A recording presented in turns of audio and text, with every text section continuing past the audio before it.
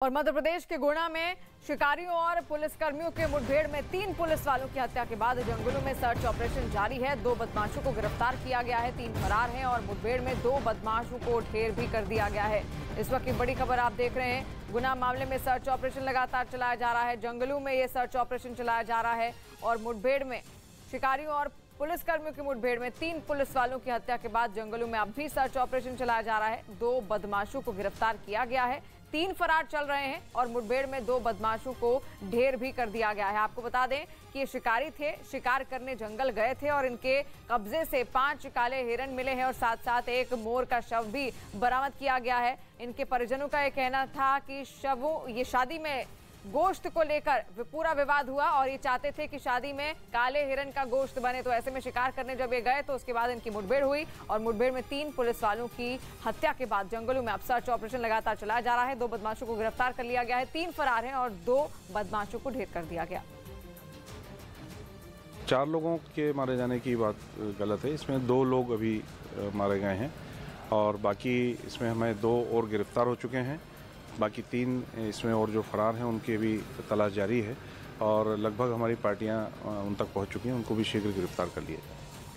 और भारत की बड़ी financial subscription service money control pro special offer के साथ अपनी 3री वर्षगांठ मना रही है। रोजाना सिर्फ ₹1 में मनी कंट्रोल प्रो सब्सक्राइब करें और ₹1 लाख से ज्यादा के ऑफर पाएं।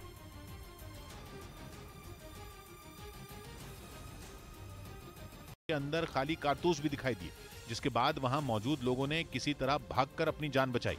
А потім десь, напевно, числа з 6-го вже по Ірпіню був. यूक्रेन के रेडियो चैनल के मुताबिक रूसी फौज के निशाने पर वो लोग थे जो यूक्रेन से बचकर निकलने की कोशिश में थे। जैसे ही उन्हें इस बात का पता लगा, उनकी गाड़ियों पर बेतहाशा गोलीबारी शुरू हो गई। यहाँ तक कि उनके सूने पड़े घरों तक को रूस ने नहीं बख्शा। वहां भी जबरदस्त तबाही देखने को मिली। दावा किया गया कि कुछ जगहों पर रूसी सैनिकों ने सड़क पर खड़ी कारों को इकट्ठा कर आग के हवाले कर दिया, जिसके बाद वहां केवल उनके ढांचे ही बाकी बचे। उधर मार्कोस जूनियर के राष्ट्रपति बनने से फिलीपींस में बहुत सारे लोग डरे सहमे हुए हैं। ये तब है जब मार्कोस जूनियर अपने विरोधी से दुगने वोटों से जीतकर राष्ट्रपति बने।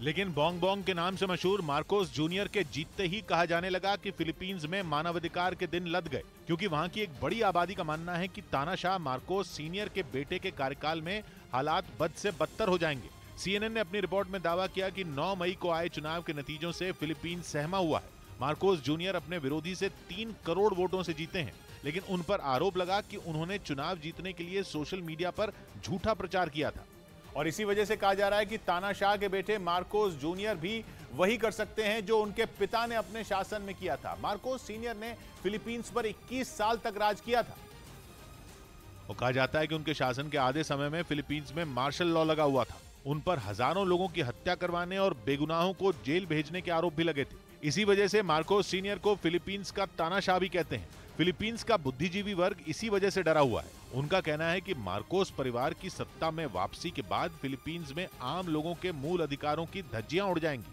जबकि विवादों से दूर रहने वाले मार्कोस जूनियर ने लोगों को भरोसा दिया था कि वो देश को एकजुट रखेंगे।